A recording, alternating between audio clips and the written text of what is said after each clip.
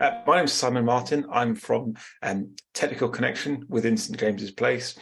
We're a team that works with your advisor, your partner, up and down the country to provide technical support on issues of taxation and planning and various things like that. And a big part of what we do is look at, the markets, budgets, what's happening, and how we can help your partner and advisor, give great advice to you. So, as I said, thank you very much for dialing in this morning. A little bit of housekeeping to start, or one main bit, that we're going to talk for about 45 minutes or so, looking at inheritance tax planning, looking at the recent budget, looking at what's going on. And if you have any questions, there is a Q&A function. So we'll try and answer a couple of those towards the end. It's possible that your question doesn't get answered. If that's the case, just because of numbers, please do direct that question to your St James's Place partner, and they'll be able to provide you with, an answer to that specific question. So, as I said, any questions you've got, please pop them in the Q&A. If we can't get around to them, and we'll try our best to, but if we can't, please speak to your St James's Place partner and have that discussion with them. So, what about today? What's the purpose of today's session? What are we looking at today? Today, I'm going to be providing you with an overview of the inheritance tax market, an overview of inheritance tax and estate planning. And during the session, I'd encourage you to think about your own circumstances, your own inheritance tax position, where you are, what actions you might need to take, how what's going on out there might impact you. Why are we looking at it? Why is it important? Well, inheritance tax and estate planning is very, very topical. Inheritance tax is a potentially very impactful tax that could have a significant effect on the legacy that you leave to your next generation. So it's really, really important. And more broadly, or more akin to that, estate planning is also incredibly important, perhaps even more important than inheritance tax planning. And really, the purpose of the consideration around estate planning is, how are you going to structure your financial affairs, and how can you pass that to the next generation in a way which is controlled, which is protected, which ensures that all the various things that could mitigate and reduce the value you pass can be protected against. So thinking about obviously taxation, thinking about control, thinking about support, and thinking about education around beneficiaries as well. So we're going to look at the whole, the whole structure, and we're going to split it into three main areas. We're going to start by looking at what is financial planning and the need for a plan. We're then going to look at what happened in the recent autumn statement that was a couple of weeks ago, and how that might impact and affect your thinking. And finally, we're going to look at the whole concept of passing assets through the generations. How can you do that in a way which is safe, controlled, and protected? And we're going to try and do that in about 45 minutes or so. So let's start right off with the beginning. So first question really is, what is financial planning? Now, if I were to ask everybody on this call, I would get, and I'm not, don't worry, because that would take all of our time. But if I were to ask everyone on that call, if I were to ask you, what is financial planning? What would you say? The typical answers I would probably expect to hear would be, is it to do with investments, pensions, tax planning, protection, life assurance? What is it? But for us, the key concept of financial planning is not product related, although financial products are important. It's sitting with our clients and understanding, where are you now, the present you? Where do you want to get to, the future you? And potentially, in the context of what we're talking about today, what's the legacy you? What do you want to leave? So in this context, it's where are you now? Where do you want to get to? Helping you think carefully about your future, your goals. Money is not a means to it. It is a means to an end. It's not an end in itself. It's an enabler. We see it as a means to allow you to do the things that you and your family want to do. Now, naturally, that's incredibly individual. Everyone's got entirely different views, perspectives. Everyone wants to retire in a different way. Some people want to help their family. Some people want to spend money. Everyone has different things they'd like to do. And for us, building a financial plan is about building that journey. So yes, there will be some product, there'll be tax, there'll be all these things come into it. But fundamentally, where are you now? Where do you want to get to? And in this context, we're talking about is, what do you want to leave? After your days, what do you want to leave to your next generation? What do you want to leave to charity? What do you want that to look like? How much do you care about tax efficiency? What about things you want to leave that aren't necessarily anything to do with finances? What about education? What about legacies? What do you want to leave to your next generation? And that really is what we're going to look at today. And everything that I talk about, it's always important to remember that plan and that journey. Where are you? Where do you want to get to? And how can all of the things we talk about, whether they're taxation or investments, how can they help you on your journey? Or how could they hinder your journey? So how can we mitigate against them? And that's really done by asking many, many questions. Asking questions is hugely important for us in order to understand that, because everyone's different. These questions, what about inheritance tax? How can I support my family? The one at the top, really big question. How and when should I access my accumulated wealth? As you'll see as we go through, accessing accumulated wealth is a really, really important topic. Doing so in a tax efficient way is incredibly important.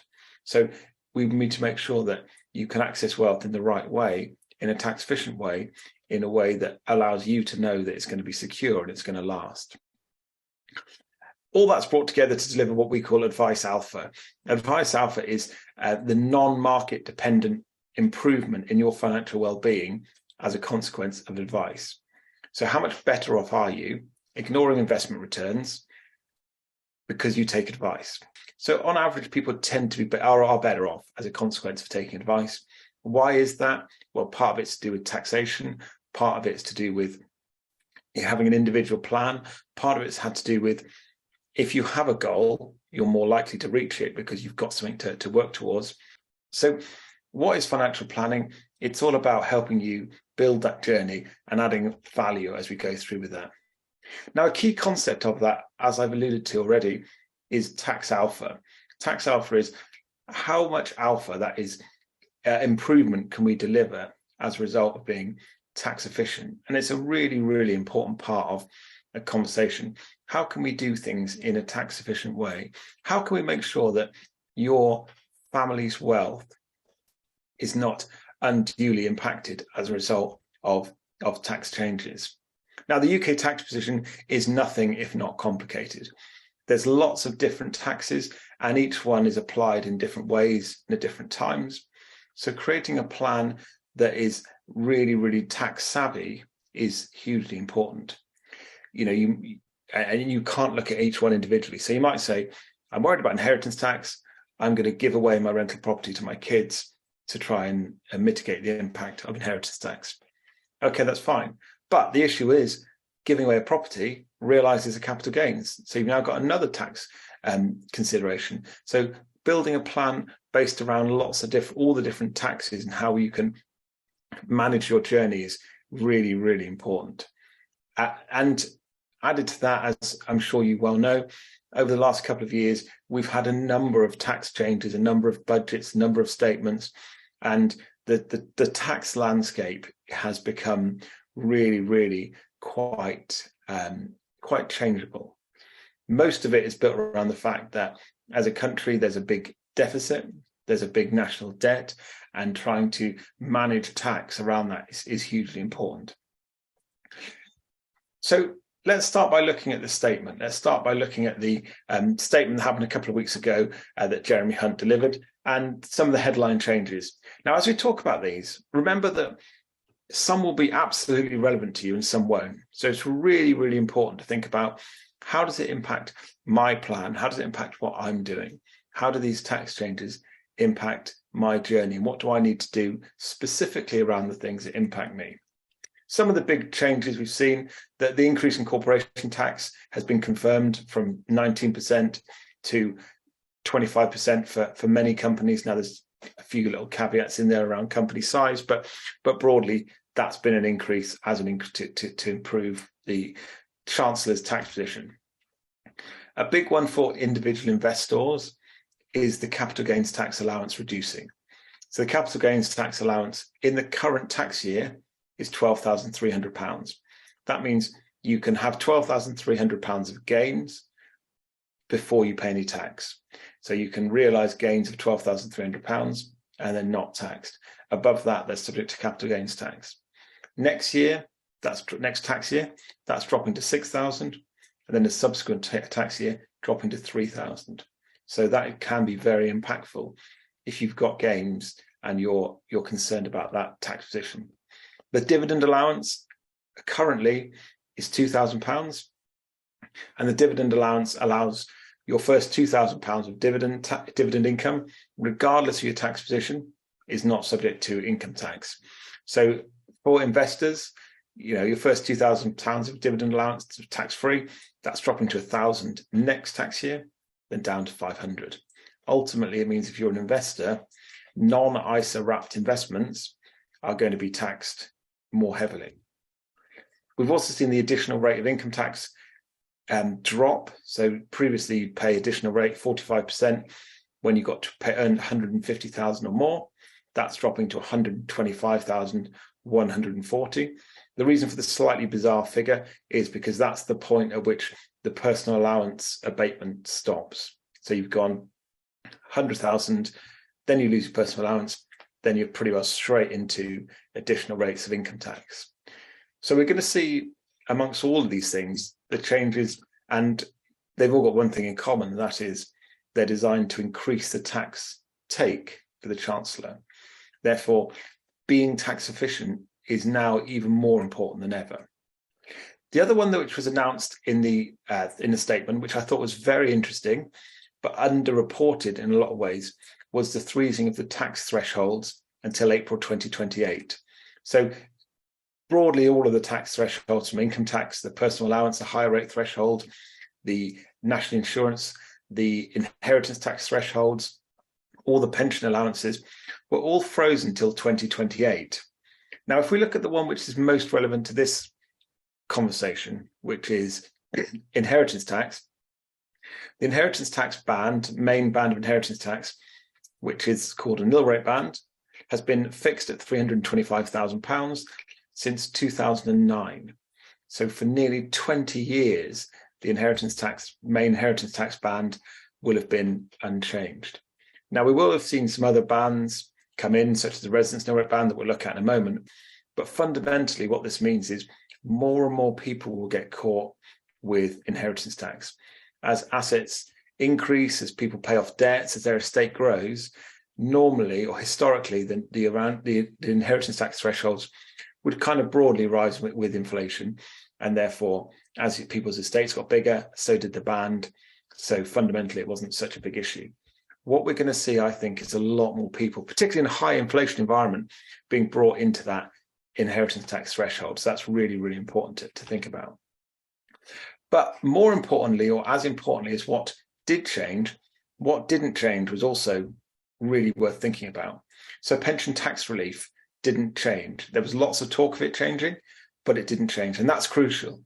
That's crucial because pensions are a fantastic inheritance tax planning tool, as well as an income tax planning tool. So it's quite well known you get income tax relief on a pension contribution, but a pension pot, as we'll see in a moment, is free of inheritance tax, creating some even more attractive inheritance tax advantages, as well as the income tax. So pension tax relief is very, very advantageous for planning, and it's a great, for us that it's still there. Pension death benefits, as I said, they're free of inheritance tax. So pension death benefits remain a very, very tax efficient way of passing assets through the generation. Interestingly, the capital gains tax rates didn't change. So the allowances changed, or the exemption changed, but the rates didn't change. So it's still 10 and 20% for 10% for a basic rate, 20% for a higher or additional rate taxpayer, and there's an 8% surcharge on property, so it's 18 and 28. There was a lot of talk about capital gains tax being brought in line with income tax, but for now, they were left as they were. ISA allowances, £20,000 a year. For me, this has become massively attractive. With dividend allowances and capital gains tax allowances reducing significantly, the ability to have a tax privileged environment such as an ISA is very, very key. So making sure they're utilised where appropriate is important. Gifting allowances, as we'll see in a moment, are unchanged. And if any of you dialing in are business owners, business asset disposal relief, which was previously entrepreneurs relief, has remained unchanged, as has business relief. That fundamentally allows a business asset, to be free of inheritance tax as long as it meets all of the slightly complicated rules. But fundamentally, lots stayed the same. Lots of the things that were always tax advantageous for us are still there. And in fact, the advantage of them has increased significantly as tax rates do increase. So what does it mean? That's all very well, here's the changes, but what kind of things should we be thinking about? Now, as I said at the start, advice is immensely important. Individual advice bespoke to you and your circumstances is really, really important. But from a taxation perspective, utilising allowances and exemptions is really, really key. For example, your ISA allowance, if you don't use it in a given tax year, it's gone. You can't carry it forward.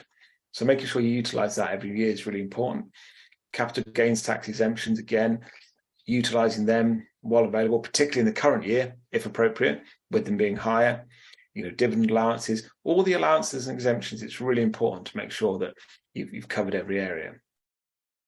Again, following on the theme of advice, understanding the personal impact is again really, really important. So yes, there's been a tax rise, but which of those taxes do you pay? And what do you need to do in order to mitigate the impact? And then revisiting your plan with your St James's Place partner on a regular basis is massively important, because might the tax changes mean that you don't quite reach where you want to get to, or do you need to do something different? Revisiting your plan is really, really important. So overall, this continues the thread or the theme that we've seen towards slightly higher taxation, and therefore considerations about how to mitigate that is really, really important. So as I said, capital gains tax is a big one. I know we're talking about passing assets to the next generation, but doing that in a tax efficient way is really, really important.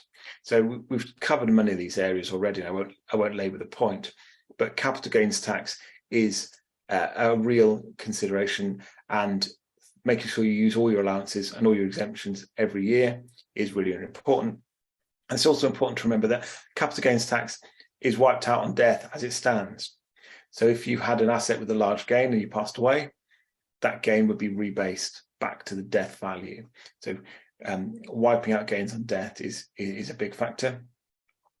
But fundamentally, capital gains tax is still going to be there, and it will impact, I think, more and more people as the exemptions come down. So let's go to look into a bit more detail about the available allowances and exemptions. As I said, you've got inheritance tax exemptions, and making sure you utilise all of these is really, really important.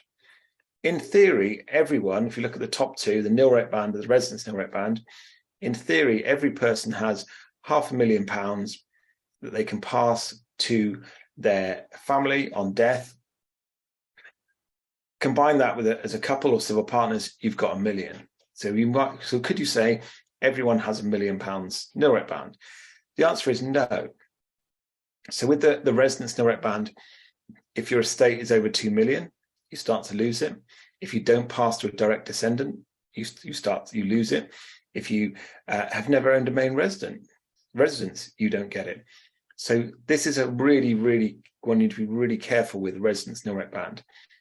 We've seen scenarios, and it can happen, where not updating your will appropriately or not keeping your will current could result in you not claiming this band. So actually, your will planning is hugely important here to make sure you do get the allowances. If you have a trading business, that's broadly free of inheritance tax, as is a trading farm or an operating farm. And also spouses and civil partners, you can pass unlimited on death between spouses. So thinking carefully about allowances, again, really important, making sure you do get the full value of all, particularly the residence nil rate band. That's one that can catch people out. And don't forget as well that pensions are free of inheritance tax. So strictly, I suppose, pension should be in this list as well, because you can pass a pension free of inheritance tax. Exemptions, Gifting exemptions, particularly we've got here. So the HMRC allow you to make certain gifts every year or in your lifetime that are free of inheritance tax. That's not to say you can't gift more than this, but an individual can give away £3,000 a year as part of their annual gifting exemption. And even if they don't live 7 years, there's no inheritance tax on that gift. Other gifts you have to live 7 years for. If you give away that, it becomes attractive. It gets money out of your estate in a really nice way. Other ones to be aware of, particularly the bottom one, regular gifts from income. Again, regular gifts from income are important because what it allows you to do, it's a little known exemption that allows you to give away surplus income and it's immediately free of inheritance tax. So if you've got surplus income, be that salary, be that pension, be that investment income, anything above investment bond income, you can gift that away on an annual basis and it's free of inheritance tax. And if you're interested in that, speak to your St James's Place partner because there are a few rules and a few caveats you need to meet. But fundamentally, it's a little use exemption that potentially can save your family a significant amount of inheritance tax. So, as I said, this is really about the journey. We think about 3 parts to the journey. Number 1 is accumulate. So when you're accumulating, how can you do that in the most tax efficient way? How can you claim tax relief on your accumulation? So for a lot of people, pensions are great because you get tax relief. ISAs are great because there's little or no tax within the fund. So if you're in the accumulation stage, it's really important to think about how can I accumulate in a way that's going to give me the most tax breaks? Think about your goal. How much do you need to reach that goal? And how much could a tax efficiency impact that? And then when you're past that stage to decumulation, you're almost reversing the order of affairs. So on accumulation, you'll invest in the most tax efficient things first. For decumulation, you will try and spend the least tax efficient things first. Now, this used to be really, really easy. Anyone who's worked for a while will probably remember you join your company, you get your pension scheme, you retire, your company pension scheme starts paying, your state pension starts paying, and that's it. Life is far more complicated now from a financial planning perspective. People have different types of pensions held in different places, different assets that they draw on. It becomes far more complicated. So having a really, really efficient decumulation strategy is really, really important.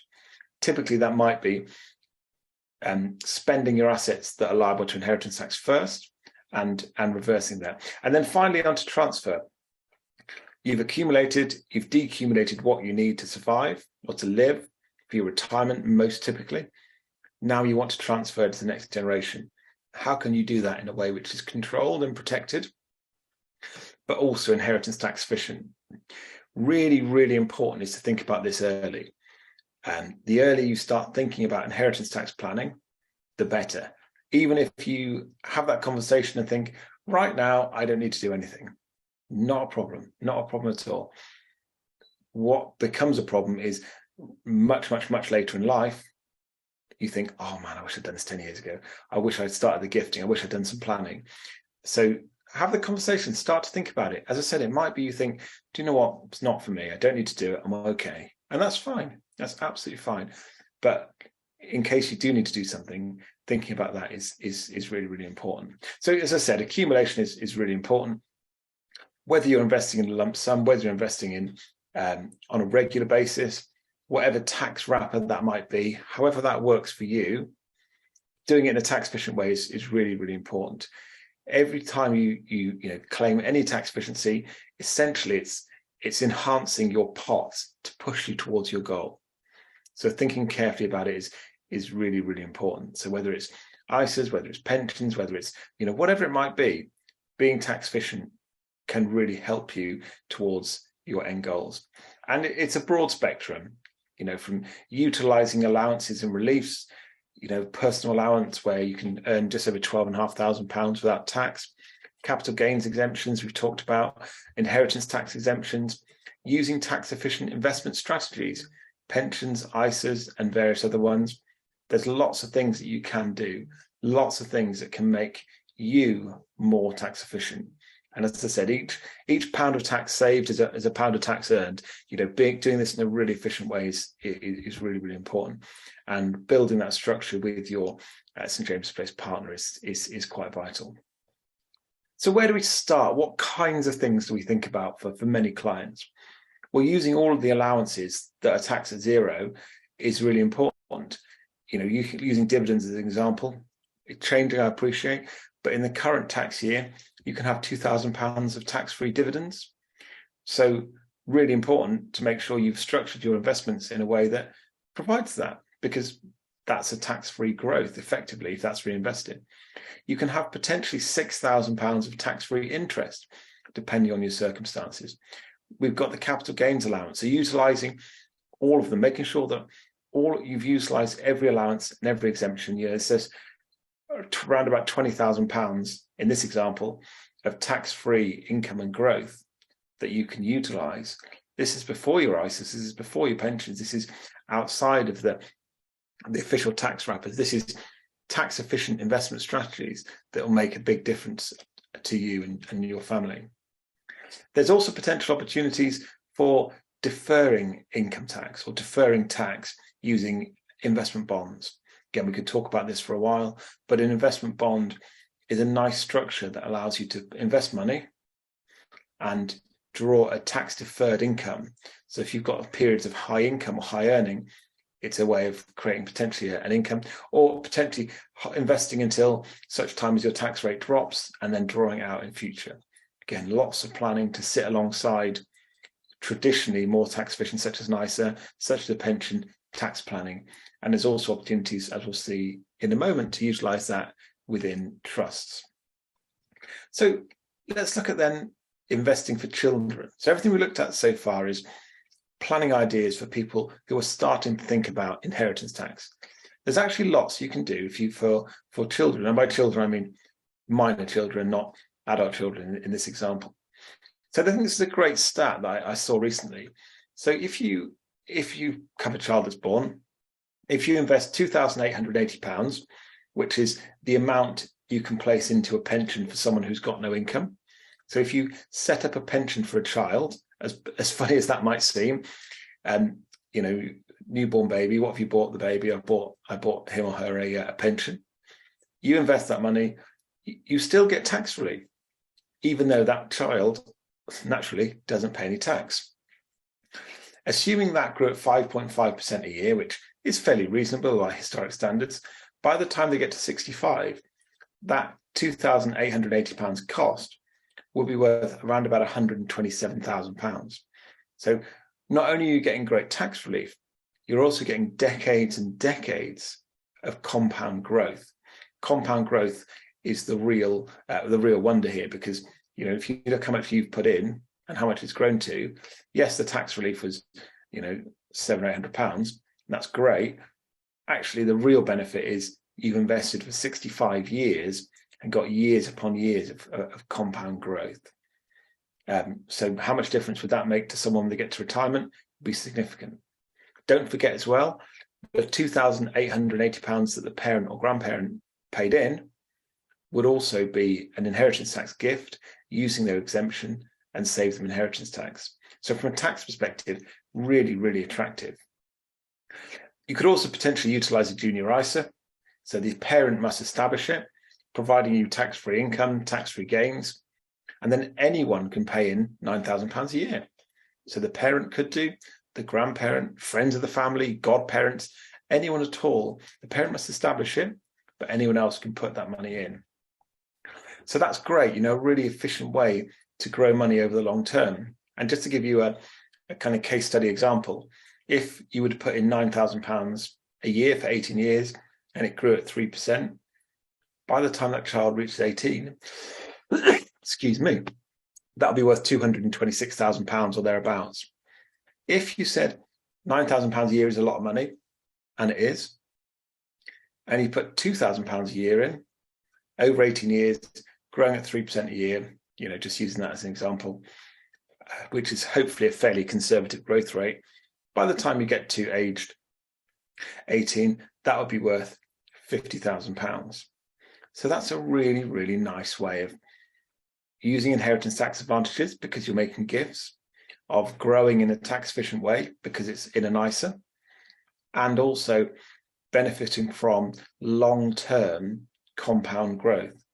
So from a taxation perspective, that's really, really attractive. But there's lots to consider as well, because with a junior ISA, that child has full and unfettered access at age 18. Is that a problem to you? For some people, yes, some people not. Maybe you don't want to send your grandchild off to Freshers Week with £226,000 in their back pocket. And that's perfectly understandable. Maybe you trust them absolutely, and it's not a problem. For everyone, it's different. So the taxation is great. Taxation advantages we talked about are really, really great. But what about control? What about protection? How can we make sure that even if they're great kids at 18, what if they're not that responsible? What if we don't want to put lots of money immediately into their name?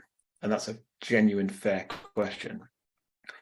So you could invest, and rather than give the money directly to the child through a junior ISA, you can put it into a trust that holds potentially a unit trust, allowing them to use the child's capital gains tax exemption and providing control and protection with the investment whilst it's in the trust. Or you can do a similar structure where you make a gift. That money is held in a discretionary trust, holding an investment bond, which allows them to grow that money in the bond. And then the trustees, who would typically be you and other trusted parties, can pass that money to them when, where, and how you feel appropriate. So at age 18, you might say, well, pass a little bit to them to pay their fees.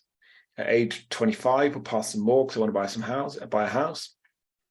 It allows you to make the gift, benefit from the inheritance tax advantage, but also retain some control and protection over what's happening. So it's a nice balance that allows you to think about things carefully, but also utilize a trust. Now that trust will carry on after your days.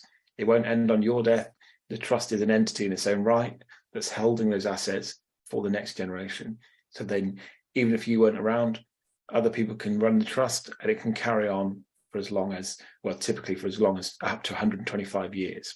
So again, it just gives you that inheritance tax efficiency, but also control, and finding that balance is really, really important. But what else could we do? What about if you wanted to make a gift? You said, I love the idea of gifting into a trust. I think that's really, really useful. I really like that. But my concern is I need income. So I want to make a gift. I like the idea of a trust. That sounds great, but I would like some income. So we run a structure called a discounted gift plan that allows you to make a gift into the trust. That's invested in typically an investment bond. And that investment bond will pay you an income. It's called an income. I put it in with an asterisk. It's technically a return of your capital, but it pays you a return of your capital for life, typically between 1 and 4% of the amount you invested. So you set that out at the outset, you make the gift, and after 7 years, that gift's left your estate using the typical inheritance tax rules, and that income will carry on for your life. And then on death, the trust is then held for the next generation. So it's a really nice way. We talk to a lot of our clients about this, to say, I'd love to make a gift, but I'm just a little bit worried. I'm a little bit worried that what happens if I need income? I need income. So they make the gift, fix your income stream, think I'm going to gift £100,000, pay me £3,000 income. That will make sure I've got what I need, and it will carry on for life. Then on death, the money is held in trust for the next generations. What other options are there? What other options? And there's another option called a loan plan, where rather than making a gift to a trust, our clients would make a loan to the trust. Now that loan is then, as before, invested. And essentially the idea behind it is it caps your inheritance tax estate, because all of the investment growth, which would have otherwise happened in your name, will happen inside the trust. So the growth will happen inside the trust. And because you've got a a loan, the trust owes you money because you've loaned to it, you can draw that back over time as income. So a really nice way of saying that the sort of dark color bit is the bit that's inside of your inheritance tax estate, and the orange bit is the bit that's outside. So as the investment grows over time, typically they will, all of that growth will be held outside of your estate. Now, if you decided, actually, I want to draw an income from it, over time, every income payment, now obviously as before it's capital, but every income payment would reduce the outstanding loan so that over time that loan is reduced down to nil. So it's a really, really tax efficient way of, inheritance tax efficient way of potentially capping your estate or creating an income payment over time that allows you to, to plan carefully. So utilizing trust is really important, and there's many ways it can be done, some of which are just a pure outright gift, some of which allow you to create an income stream. There's lots and lots of things that you can do, and it's important to think about them carefully. And earlier on I alluded to, it used to be so simple, didn't it? You get to your retirement, your company pension starts, your state pension starts, and that gives you your income for retirement. Nowadays, things are more complicated, and we really encourage the thought of an all-asset approach to decumulation, even when that sounds or feels perhaps a little bit counterintuitive. So you could have lots of different asset types: pensions, ISAs, investments, bonds, your own business, cash, whatever it might be. You might well have lots of different investment considerations. So the question then is, where's the best place to take income from? And that decumulation conversation is really, really important. Is there a right or wrong? Is there a right? No. Is there a wrong? Well, arguably there is, because taking from a pension, from an inheritance tax perspective, isn't always the best thing to do. And that probably feels a little counterintuitive. And it wouldn't surprise me if it did, because, you've saved all your life to build a pension pot up. You've got that pension pot, it's there, you're going to retire, and surely I draw on it now. No, draw on your other investments, because your pension is inheritance tax free. So thinking about that is really careful. And then thinking about how you can draw out in a way which is going to minimize income tax and capital gains tax, and therefore maximize transferable wealth is really important. So having your own decumulation strategies is really, really important. And this quote I quite like, which is be mindful of sequencing risks, which is, taking too much from tax favored locations, and then ultimately that's run out. So thinking about where you take it from, having your own plan is vitally important. And really an order of events is really like this. As I said, the reverse to what you might think is often the right thing to do. So tax efficiently draw from the least efficient funds first, and then preserve the funds in IHT attractive locations. That particularly would most likely for most people would be pensions, but there might also be a trust, for example, that you're a beneficiary of, that's not in your inheritance tax estate, that you don't want to draw from because you've got other assets. And as I said, because it's so individual, seeking advice first is really, really important. And as I said, pensions are so attractive because potentially on death, they're free of inheritance tax. They're potentially free of all taxes on death, as long as they're within the lifetime allowance, which is just over $1 million. You've got the ability to draw 25% of the money tax-free. So pensions have kind of moved from what historically was an obvious place to take money to now an intergenerational trust fund.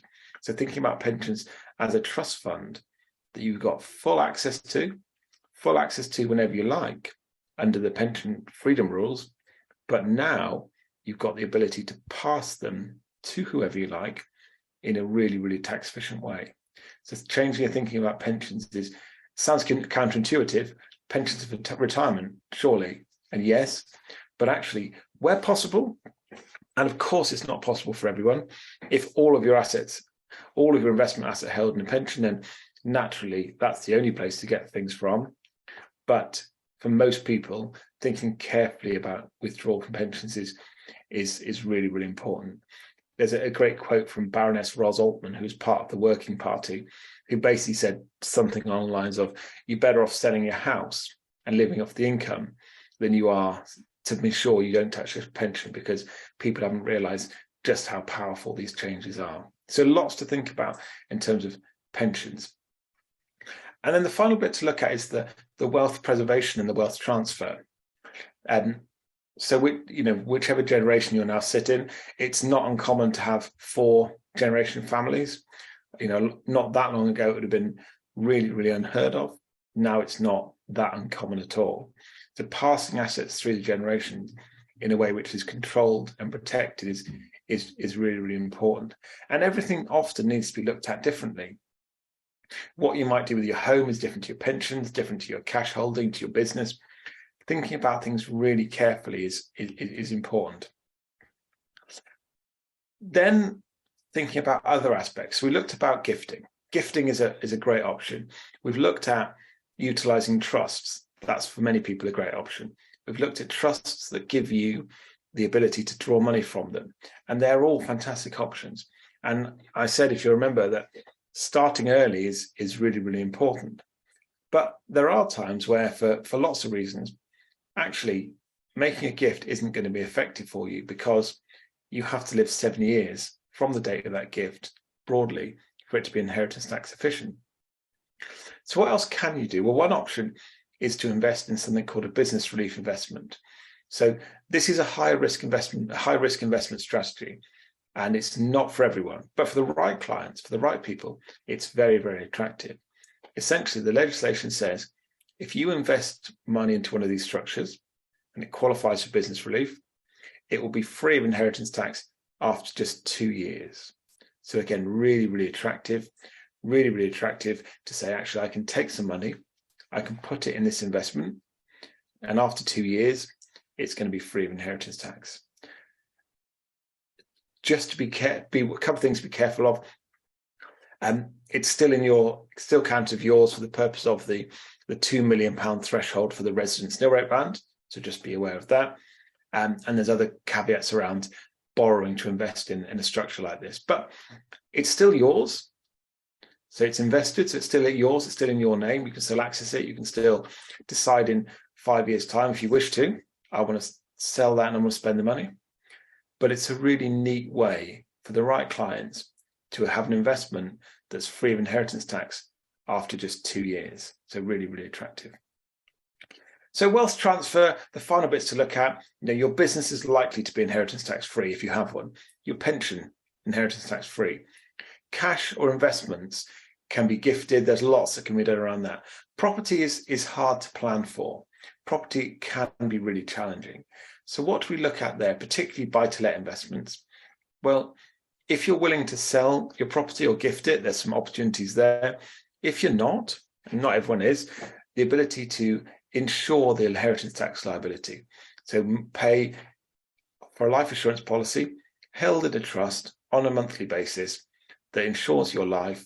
So when you pass away, the policy pays out and it covers the inheritance tax liability on those properties or on that property. The key advantage is twofold. Number one, your family get to keep the property. So if you've got a family property which is important to you, it's been in the family for a while, or if you've built up a nice buy-to-let portfolio that you want your children to benefit from, this allows you to retain that, because ultimately inheritance tax that's due will be funded from the insurance. And secondly, the payments into the trust, your monthly premiums on that policy, pass under one of the gifting exemptions. So essentially you're getting inheritance tax relief on the payments paid into that policy.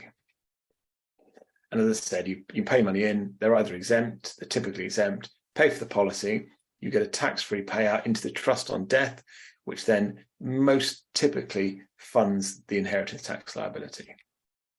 So we've covered quite a lot of areas. We've looked at the need to plan. We've looked at the recent budget and some of the direction of travel. We've covered the need to be really, really tax efficient and how that all fits together, and some of the planning ideas around structuring and so on. But key thing above everything else is, what does it mean for you? What's important to you? Have a think about how, where, and when you want to pass assets through to the next generation. What is tax efficiency? What tax efficiencies are important to you? What do you want to achieve? What's really important? Where are you? So key things, if nothing else, take away, utilize as many allowances as you can. Consider how this could impact the next generation, maximize tax efficiency, as you can see, and finally, seek advice. This is a complicated piece of planning, and you're in a great position because you work with a St. James's Place partner who will absolutely be able to help you with all these areas.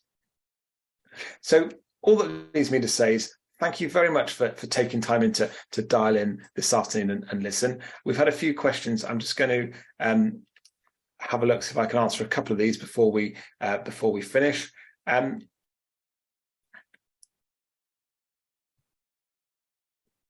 Oh, yes, it's a great question, actually. So someone said, my son has got a flat owned in his own name. It's his only property. Will he have to pay capital gains tax as and when he sells it? The answer to that is no, you don't. So if you've got a main residence is exempt from capital gains tax. So that's a really good question. So someone said about ISAs as well. I thought tax was paid on interest earned once you died. Interest earned in your lifetime is tax-free after your death. But if you're married, you can pass your ISA to your spouse or civil partner, and they can retain the ISA wrapper. If it goes to somebody else, then on your death, it ceases to be an ISA, and there's potential tax considerations. So someone said, pension pots are free of inheritance tax. I thought that was only true if you put them to a asset preservation trust, which is a death benefit trust. So pensions are free of inheritance tax. If you pay them to a trust, it doesn't go into the estate of a survivor. What you can now do with a pension as well, though, is keep it in the form of a pension. So let's say I've got a pension. If I died, I could pass that pension in the form of a pension to my wife. She would now hold that pension. And because it's a pension, it's still free of inheritance tax. And then let's say she dies, she can then pass that to our children. And between the three of them, have got a pension held a third of the value as a pension, which is, again, free of inheritance tax. So, that's keeping it in a pension is a real advantageous.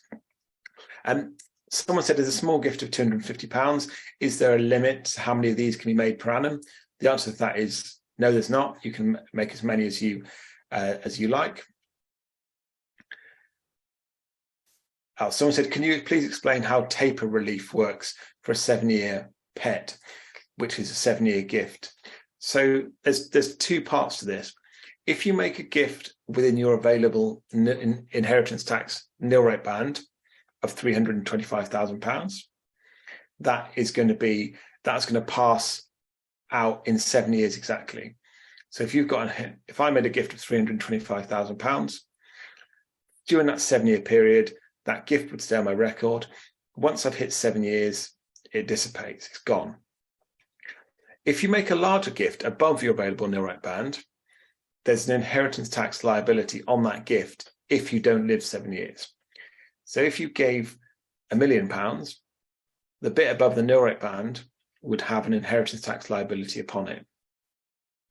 Once that has passed through 3 years, that inheritance tax liability tapers away.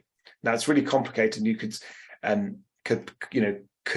look at that in different ways, but fundamentally, from year 3 onwards, past year 3, that tax liability on the gift reduces around about 20% a year until it gets down to nil.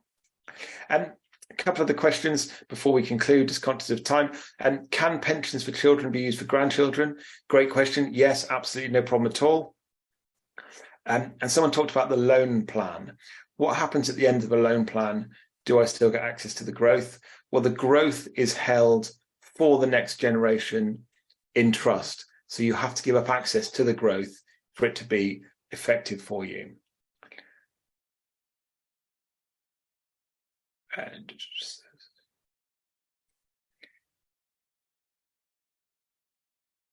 I think that's many of the questions. I'm very conscious of time, so I think we're unfortunately going to have to leave it there. And if you have asked a question that didn't get answered, and I've tried to do as many as I can, please do speak to your St James's Place partner. They'll be able to provide the answer to you. I've absolutely no doubt at all, because I'm looking at some of the questions, and many of them are quite specific and probably a bit in depth to talk about on a call like this. But speak to your St James's Place partner; they'll be able to help you with that. So all that leaves me to say is thank you very much for taking time to dial in this afternoon. I hope there was something you could take away that was useful. If there's anything else you need, please do speak to St James's Place partner. They'll be very, very happy to help you. So thank you very much. Enjoy the rest of your day, and doubtless we'll see you in some form or other soon.